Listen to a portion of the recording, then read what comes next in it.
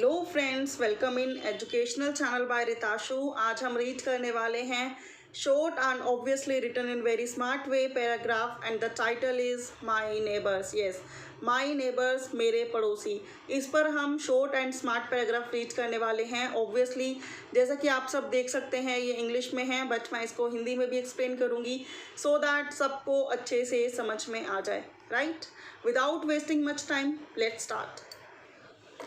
I have always heard people say that one cannot choose one's parents or one's neighbors. मैंने हमेशा से ये लोगों से सुना है कि कोई भी इंसान ना तो अपने पेरेंट्स चूज़ कर सकता है और ना ही अपने नेबर्स, ना ही अपने पेरेंट्स और ना ही अपने पड़ोसी चूज़ कर सकता है। ये हमें मिल जाते हैं और हमें एक्सेप्ट करने पड़ते हैं। It's a matter of good luck if one has decent and cooperative neighbors. ये एक गुड लक का मैटर है, ये एक अच्छे चार्म का मैटर है, ये एक भाग्य का मैटर है कि अगर हमें अच्छे नेबर्स मिल जाएं, दैट मीन्स वो बहुत कोऑपरेटिव होंगे, बहुत सपोर्ट करेंगे, काफ़ी डिसेंट होंगे, काफ़ी अच्छे होंगे। But as far as I am concerned, neighbours are never totally good और टोटली बैड। लेकिन जिस तरह से मैंने समझा और जाना है, जो पड़ोसी होते हैं, जो नेबर्स होते हैं, वो ना ही पूरी तरह से अच्छे होते हैं और ना ही वो पूरी तरह से बुरे होते हैं। बिकॉज सबको पता है हर एक इंसान में कुछ अच्छाइयाँ होती हैं, कुछ बुराइयाँ होती हैं, और नेबर्स भी ऑब्वियसली वैसे ही होते हैं। In fact one has to learn to live with their oddities and peculiar traits. In fact होता क्या है कि जब भी कोई आता है उसकी कुछ आदतें हमें अच्छी लगती हैं, कुछ बुरी लगती हैं, लेकिन हर एक को सीखना पड़ता है उनके स्ट्रेंज बिहेवियर के साथ रहना भी और उनके थोड़े से डिफरेंट कैरेक्टर और नेचर के साथ भी रहना। Like all the other humans, they are also full of contradictions. सभी ह्यूमंस की तरह, सभी इंसानों की तरह इनके अंदर भी कॉन्ट्राडिक्शंस होते हैं। ये भी वाद विवाद करते हैं, इनकी भी कुछ पसंद होती है, कुछ नापसंद होती है। I also have neighbours who live on either side of my house. मेरे पास भी नेबर्स हैं जो मेरे घर के दोनों साइड में रहते हैं। On my right lives an old retired army officer. मेरे राइट हैंड की साइड, मेरे दाएं हाथ की तरफ जो रहते हैं वो एक ओल्ड रिटायर्ड आर्मी ऑफिसर हैं।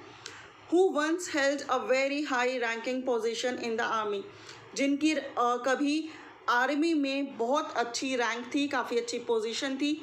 ही is an absolute stickler about punctuality. ये पंक्चुअलिटी के, समय के बहुत पाबंद हैं और काफ़ी ज़्यादा स्ट्रिक्ट भी हैं इसको लेकर। He has 2 full grown dogs of some imported breed. इनके पास 2 काफ़ी फुल ग्रोन मतलब मेच्योर एडल्ट डॉग्स हैं 2, जिनकी ब्रीड काफ़ी इम्पॉर्टेंट है। He is very fond of them. वे उन्हें बहुत प्यार करते हैं। एंड गेट्स वेरी एंग्री, और बहुत गुस्सा उन्हें आता है और बहुत गुस्सा हो जाते हैं if anyone calls them dogs. अगर उनके डॉग्स को कोई डॉग्स बोले तो। He considers these dogs as his children. वो इन डॉग्स को, इन कुत्तों को अपने बच्चों की तरह रखते हैं, अपने बच्चों की तरह पालते हैं, अपने बच्चों की तरह समझते हैं। तो ये तो हो गई मेरे राइट साइड में जो उनसे नेबर्स हैं उनकी बात। अब हम बात करेंगे कि मेरे लेफ़्ट साइड में कौन से नेबर्स हैं।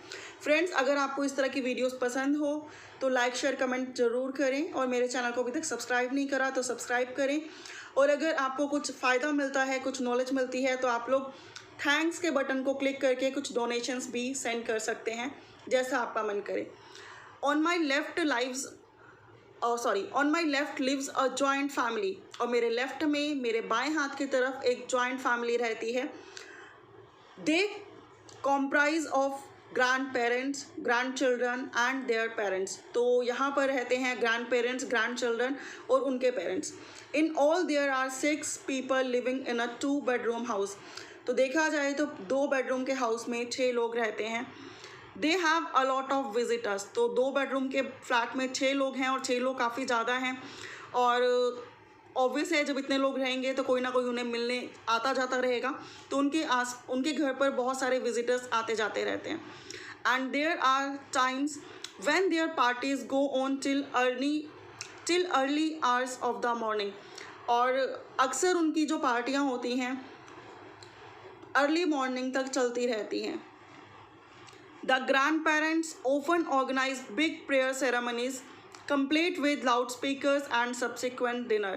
जो ग्रैंड पेरेंट्स होते हैं वो अक्सर जो है प्रेयर सेरेमनीज, दैट मीन्स पूजा, भजन, कीर्तन, पाठ, इस तरह की कुछ सेरेमनीज ऑर्गेनाइज करते रहते हैं और जिनका एंड होता है लाउड स्पीकर से एंड डिनर से. The regular pitching of tents has spoiled the road in front of our houses. जो रेगुलर टेंट ये पिच करते हैं, गाड़ते हैं, जिसकी वजह से हमारे घर के फ्रंट पे जो रोड है वो डैमेज हो रही है, टूट रही है, एकदम से ख़राब हो रही है. No one can raise any objection of this destruction. और इसके लिए कोई भी ऑब्जेक्ट नहीं उठा सकता, कोई भी ऑब्जेक्शन नहीं उठा सकता. सबको एक्सेप्ट करना पड़ता है, चाहे वो चाहें चाहे वो ना चाहें, because the whole family is very aggressive. क्योंकि ऑब्जेक्शन उठाने का मतलब है कि उनका गुस्सा झेलो. पूरी की पूरी फैमिली बहुत गुस्से वाली है, बहुत अग्रेसिव नेचर की है. I am sandwiched between the barking of 2 dogs and the loud singing of the prayers. तो मैं जो हूँ वो सैंडविच बन जाती हूँ. एक तरफ 2 कुत्ते भौंकते रहते हैं पूरा दिन और दूसरी तरफ लाउड स्पीकर्स में प्रेयर्स चलती रहती हैं. It becomes very difficult to concentrate on my work. जिसकी वजह से मेरे काम पे वर्क करना बहुत ही डिफ़िकल्ट हो जाता है, बहुत ही मुश्किल हो जाता है. काम पे बिल्कुल भी कॉन्सेंट्रेट नहीं किया जाता, ध्यान नहीं लगाया जा सकता.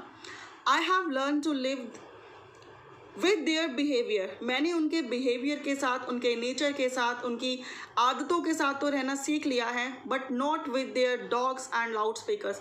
लेकिन उनके डॉग्स का जो रेगुलर वो भौंकते रहते हैं किसी भी टाइम पर, या फिर लाउड स्पीकर्स में जो प्रेयर चलती रहती हैं, उनके साथ मैं एडजस्ट नहीं कर पा रही हूँ. तो ये था पैराग्राफ माई नेबर्स पे. अगर आपको पसंद आया है तो लाइक शेयर कमेंट कीजिए. Thank you so much for watching. Bye for now. Have a good day. Take care.